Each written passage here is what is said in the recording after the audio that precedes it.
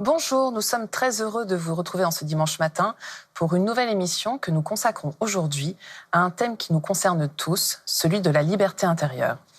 S'il s'agit d'un des principaux objectifs dans notre vie, nos préjugés, nos peurs et nos conditionnements, qui prennent bien souvent forme dès notre plus petite enfance, nous empêchent d'y accéder et d'être heureux. À cela s'ajoute une société de consommation et de compétition qui ne nous aide pas à progresser vers cette liberté, qui pourtant nous permettrait d'aborder plus sereinement les hauts et les bas de l'existence, et donc de nous affranchir de ces causes de la souffrance. Alors en quoi consiste réellement cette liberté intérieure ? Quels sont les principaux obstacles et comment faire dans notre quotidien pour les dépasser ? J'ai le grand plaisir d'accueillir, pour en parler, notre invité Christophe André. Christophe André, bonjour. Bonjour. Et merci d'être avec nous. Alors, je rappelle que vous avez été pendant plusieurs années médecin psychiatre à l'hôpital Sainte-Anne, à Paris. Vous animiez notamment des groupes de méditation pour vos patients. Vous êtes spécialiste de la psychologie des émotions. Vous avez publié de nombreux ouvrages, dont le dernier, À nous la liberté, coédité par l'Iconoclaste et à la réédition, avec vos amis, le moine bouddhiste Mathieu Ricard et le philosophe Alexandre Jolien. C'est une belle aventure qui continue. Oui. Au départ, on n'avait pas du tout l'intention de devenir des co-écrivains, mais à force de bavardage, de discussions sur ces grands thèmes, effectivement, dont celui de la liberté intérieure, de nos dépendances, de nos attachements provoquant de la souffrance, Mathieu a eu l'idée de retransmettre la retranscription de nos débats à d'autres personnes en se disant que ça pourrait peut-être être utile. Voilà. Puis, vous savez, c'est une chance que peu d'entre nous avons finalement, c'est-à-dire la possibilité de se réunir avec des amis pendant 1-2 semaines et ne faire qu'échanger ses points de vue sur la vie. C'est rare que nous puissions avoir l'occasion de faire des choses comme ça. Je crois que ça serait intéressant pour tout le monde, finalement, de se donner ce temps-là, et nous, on a eu la chance de pouvoir le faire. En tout cas, merci de nous partager justement le fruit de ces conversations, alors qui ont porté notamment sur cette question de la liberté intérieure, essentielle, je le disais. Alors c'est vrai que le mot liberté était vraiment important. Pour vous, c'est quoi la liberté et peut-être plus spécifiquement la liberté intérieure ? Alors c'est vrai que c'est un concept tellement vaste qu'il est difficile à définir, mais la liberté intérieure qui me concerne plus en tant que médecin et psychiatre, c'est peut-être on pourrait peut-être la définir comme la capacité à conduire notre esprit là où nous le souhaitons, et notamment à amener notre esprit, notre attention, notre vision vers ce qui nous semble important. Et donc, évidemment, c'est pas un travail facile, et d'ailleurs, d'une certaine façon, c'est une sorte d'idéal pour lequel le plus important, c'est d'accepter qu'on ne pourra pas l'atteindre complètement ou de façon permanente. Et au fond, sans doute que le plus important dans cette notion de liberté, c'est le travail pour y arriver, qui est le travail de libération. Parce que la liberté, c'est un idéal, mais le vrai travail, il est à faire du côté de la libération incessante de tout ce qui nous enchaîne, de tout ce qui nous endolorit, de tout ce qui nous met dans la confusion. Plus concrètement, quels sont les principaux obstacles à cette liberté selon vous ? Moi, je crois qu'on pourrait dire au fond qu'il y a 3 grandes familles d'obstacles. Il y a les obstacles émotionnels. Nos propres émotions peuvent être un obstacle sur le chemin de la liberté. Nos peurs, nos colères, nos tristesses, etc. Eh bien, tout ça, ce sont des pertes de liberté d'une certaine façon. On aura peut-être l'occasion d'en reparler. Elles restreignent en tout cas notre liberté de pensée, de mouvement. Il y a évidemment nos pensées, le désordre, la confusion, les fausses valeurs, les erreurs de jugement. Les croyances, peut-être. Voilà, aussi. les croyances, les certitudes. Alors tout ça, on en a besoin, évidemment. Il faut s'appuyer de temps en temps sur des certitudes, mais avec beaucoup de prudence. Il y a une phrase de Paul Valéry que j'aime bien qui dit « L'esprit vole de sottise en sottise, comme l'oiseau vole de branche en branche. » Il ne peut pas faire autrement, mais l'important, c'est de ne se tenir fermement à aucune.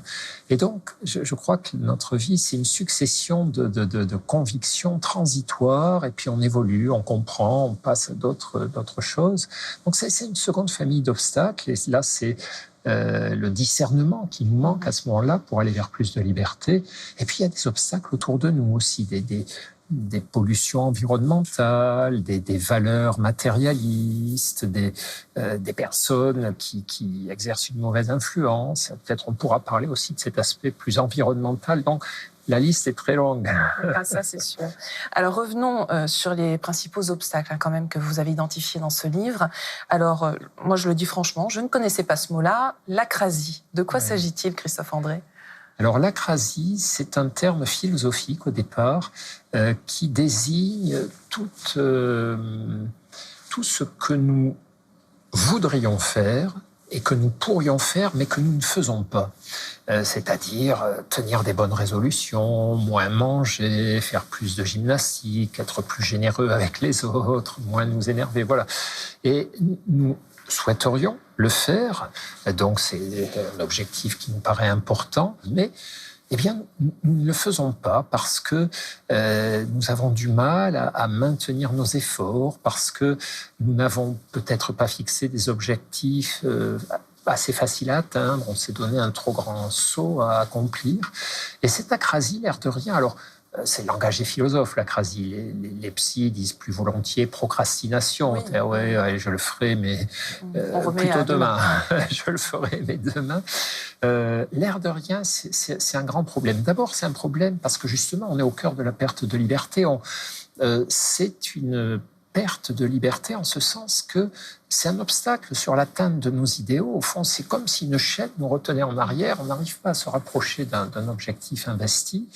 Et puis, c'est aussi quelque chose qui va nous ronger. L'acrasie, vous savez, le problème, c'est pas juste que nous n'arrivons pas à atteindre nos objectifs, c'est que ça va dévaloriser l'image qu'on a de nous. L'air de rien, au fond, ne pas faire ce que je me sais capable de faire, peu à peu, ça me renvoie à moi-même inconsciemment l'image de quelqu'un. Donc, l'estime peut être abîmée aussi. Voilà, un problème d'estime de soi, de dévalorisation, donc qui va encore évidemment compliquer le problème. Donc, on a souvent ces difficultés. Donc, on est tous confrontés à ça, mais la manière dont on se coltine ça, dont on se bagarre plus ou moins obstinément avec ça, fait souvent la différence entre les individus. Alors, on a aussi la peur et, bien évidemment, le découragement. Alors, en quoi, ça nous...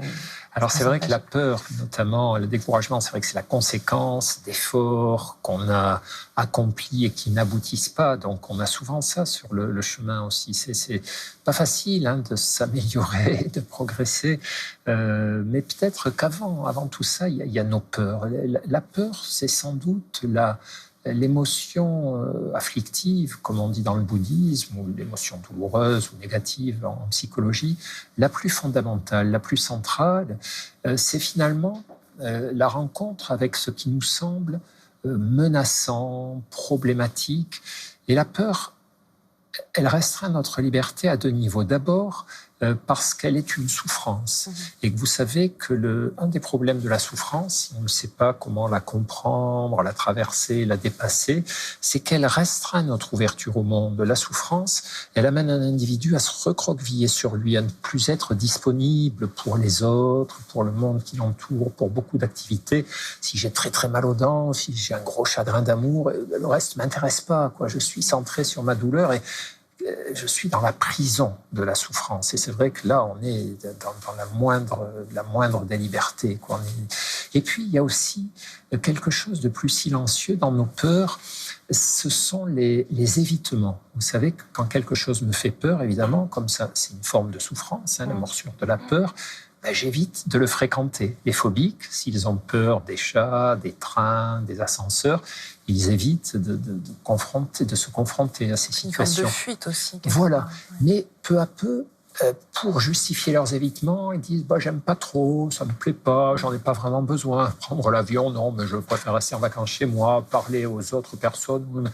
Et peu à peu, ce sont tout un tas de petits mensonges qu'on se fait à soi-même, là aussi qui restreignent notre liberté à cause d'une peur qu'on ne s'avoue pas finalement, qu'on n'arrive pas à reconnaître et à se donner l'énergie d'affronter. Donc, vous voyez, la perte de liberté, elle nous menace dans beaucoup de domaines. Bien des domaines, oui. Ouais. Alors justement, qu'est-ce qu'on peut faire, nous, dans notre quotidien, pour essayer justement de gagner, d'avancer vers cette liberté intérieure ? Moi, il y a un terme dans votre livre vraiment que j'ai beaucoup aimé, c'est ce terme d'écologie de la liberté, notamment dans notre lien aux autres. On a procédé dans ce livre à une réhabilitation des efforts. Les efforts, c'est casse-pied. Personne n'a envie de faire d'efforts. Et on vit même dans une époque qui dévalorise un peu la notion d'effort. Au fond, quand vous avez deux élèves, un qui est doué et un qui est studieux, laborieux, on admire davantage celui qui est doué, alors qu'on devrait admirer celui qui est laborieux, parce que, au fond, le don, le talent, c'est une chance, alors que le labeur, c'est vraiment un mérite. Donc, c'est une façon de réduire les inégalités. Et nous, on parle beaucoup dans le livre de ce qu'on appelle les efforts joyeux avec Alexandre et Mathieu, en expliquant qu'il y a des efforts il y a un regard à porter sur les efforts qui est passionnant, qui est réjouissant. C'est l'effort des alpinistes, des randonneurs. Arriver en haut d'une montagne, c'est pas la même chose d'y arriver en ayant grimpé avec ses amis ou en ayant été posé par hélicoptère. Le fait que vous ayez fait des efforts avant rend l'atteinte de l'objectif plus savoureuse. Et vous parliez des liens avec les autres. Dans ce qu'on a appelé l'écologie de la liberté, on a mis en vrac tous ceux qui ne nécessitent pas des efforts. Il faut des efforts, mais parfois, il suffit d'être régulièrement là où il faut se trouver. Par exemple, se mettre régulièrement en contact de personnalités inspirantes, de gens pour qui on ressent de l'estime, de l'admiration. C'est le rôle des maîtres, notamment. Les maîtres, on sait que ce ne sont pas forcément des gens parfaits, mais c'est des gens qui sont admirables, qui nous délivrent un enseignement à la fois par leurs paroles, à la fois par leur comportement. Et on n'a pas d'effort à faire. Il suffit juste de les écouter, de les observer et de se nourrir de ce qu'ils ont à nous donner. Il y a aussi des environnements qui sont des environnements favorables. On sait que le fait d'être souvent dans la nature ou dans certains lieux qui ne sont pas pollués par les injonctions de la société de consommation, de la performance, d'être plus ceci ou plus cela que les autres, de posséder, d'accumuler, tout ça, toutes ces injonctions de la société de consommation sont des pertes de liberté, parce que la grande manipulation dans cette histoire, c'est qu'on croit qu'on est libre. On rentre dans un magasin et on est libre d'acheter, mais on n'est pas du tout libre, évidemment. On est manipulé par les pubs, par les promos, par les soldes et toutes ces choses-là. Donc, on a parlé du rôle que pouvait jouer cet environnement. Mathieu, si j'ai 30 secondes, si vous permettez, nous avait raconté une petite anecdote merveilleuse. Il accompagnait, c'est Mathieu Ricard, donc il accompagnait un lama tibétain à New York, et ils étaient à Broadway, avec des panneaux publicitaires partout. Et puis, vous voyez que le lama n'était pas bien. Il dit, qu'est-ce qui se passe? Il dit, ils sont en train d'essayer de voler mon esprit. Et il avait parfaitement compris que toutes ces pubs, le but, c'était de faire effraction dans notre cerveau et de nous manipuler, de nous faire perdre notre liberté pour nous amener là où on voulait. Parce qu'il était moins pollué que nous. Nous, les pubs, on les regarde comme des distractions. Il y a un discernement peut-être plus accru aussi. Oui, ce sont des manipulations. Donc voilà, on a voulu aborder ces points-là aussi dans le bouquin. Mais écoutez, je vous remercie infiniment, Christophe André, vraiment, pour toutes ces explications. C'est vrai que vous parlez aussi magnifiquement de l'amitié, qui nous libère. On parle des vrais amis, des bons amis. Et je crois que ce livre, avec Mathieu Ricard et Alexandre Jolien, l'illustre parfaitement. Merci. Merci à vous. Et si vous souhaitez en savoir plus, voici quelques ouvrages que nous proposons pour approfondir le sujet de cette émission. Tout d'abord, je vous rappelle donc le livre sur lequel nous sommes basés pour la préparer, À nous la liberté, coécrit par notre invité Christophe André, Alexandre Jolien et Mathieu Ricard, publié par l'Iconoclaste et Alary Éditions. Ces trois amis et complices, nous l'avons vu, n'ont cessé d'échanger, de disséquer, d'analyser les principaux obstacles à la liberté pour nous proposer avec ce livre un chemin méthodique pour nous aider à sortir de nos prisons intérieures, à nous rapprocher des autres et bâtir un nouvel art de vivre. Toujours de Christophe André, Alexandre Jolien et Mathieu Ricard, trois amis en quête de sagesse, également publiés par l'Iconoclaste et Alary Éditions. Et enfin, toujours aux éditions de l'Iconoclaste, L'esprit est son propre médecin, de Jon Kabat-Zinn et Richard Davidson. C'est la fin de cette émission. Vous pouvez la revoir pendant 1 mois sur France TV, le service vidéo de France Télévisions. Nous vous souhaitons un très, très beau dimanche.